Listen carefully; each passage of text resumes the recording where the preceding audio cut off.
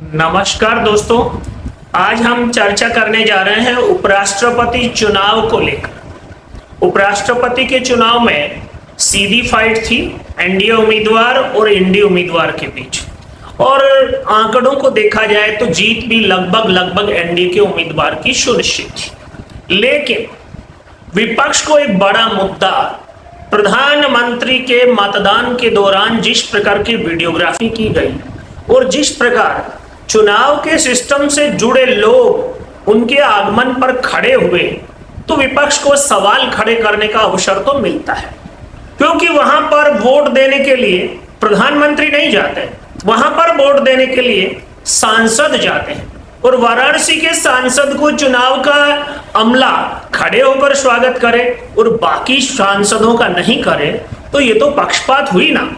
और इस पक्षपात पर अगर विपक्ष सवाल उठाता है तो क्या गलती करता है?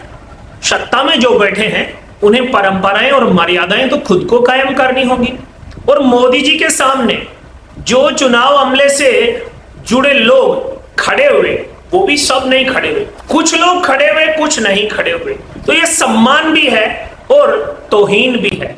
मोदी जी इस प्रकार की परंपराओं में इस प्रकार का एस्टेब्लिशमेंट क्यों नहीं बनाते कि चुनाव से जुड़े लोग चुनाव की प्रक्रिया के दौरान तो तटस्थता का आचरण करें और तटस्थ दिखें भी।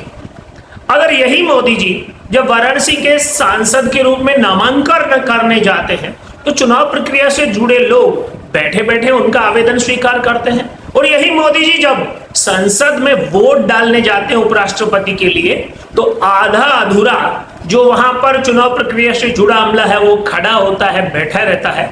ये कोई अच्छा प्रदर्शन नहीं था। और विपक्ष चुनाव में पार्शलिटी की अगर आरोप लगाता है या बात उठाता है तो अवसर बनता है, और अवसर खुद सिस्टम से जुड़े लोग देते हैं। इसलिए हम सबको ऐसे विषयों पर बहुत संजीदगी से बात करने की और व्यवहार करने की जरूरत है। मोदी जी ने बहुत सी परंपराएं बदली हैं, जैसे ताजमहल की जगह गीता विदेशी मेहमान को दिया जाने लगा है। बहुत सारे चेंजमेंट अच्छे किए हैं, लेकिन यहां पर ये जो परंपरा है कि मोदी जी जब संसद में आते हैं तो लोग खड़े होते हैं, मोदी जी जब वोट डालने जाते हैं तो चुनाव मशीनरी खड़ी होती है, ये लोकतंत्र के लिए अच्छा संकेत नहीं है।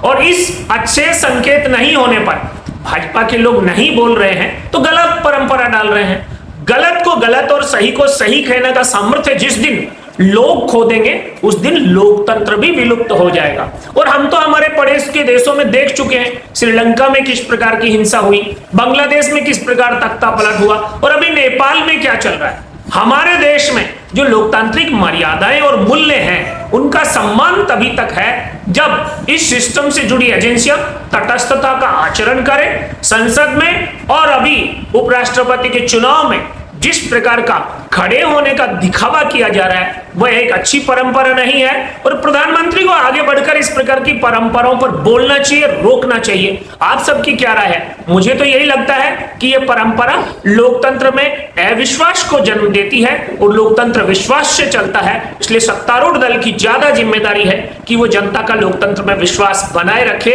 और उसके लिए उन्हें जो करना चाहिए वो जरूर करना चाहिए। केवल आत्मसम्मान और आत्मसंतुष्टि के लिए इन गलत परंपराओं को प्रश्रय नहीं देना चाहिए। जय हिंद, जय भारत।